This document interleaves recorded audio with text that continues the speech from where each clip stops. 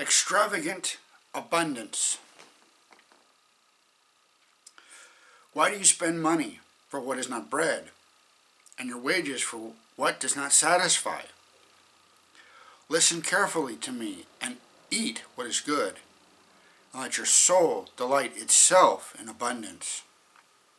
Isaiah 55, verse 2. One summer, when I was about 6, my family went camping.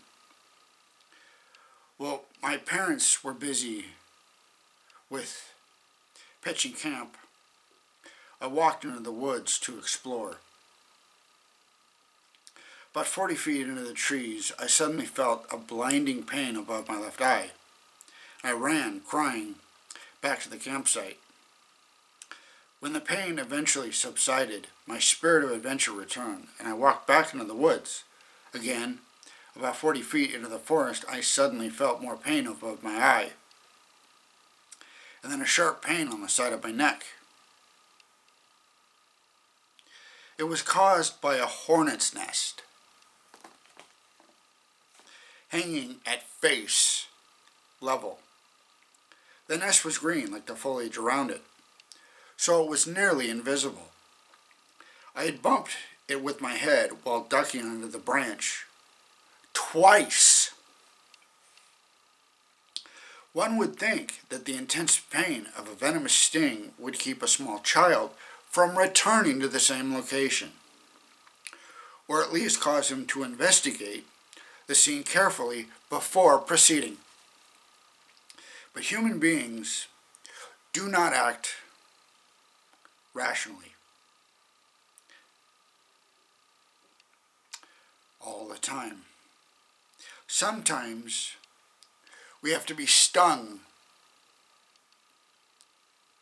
several times before we figure out that walking the same path will always hurt. Definition of insanity kind of thing.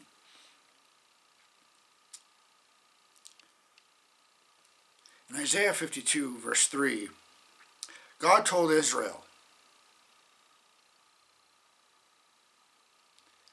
they had sold themselves for nothing.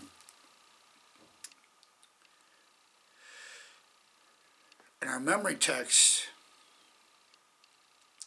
he points out a secondary but equally serious problem. Once we have bartered away our eternal life with God for an empty lie, we seem to feel that we can find our own solutions to the problem.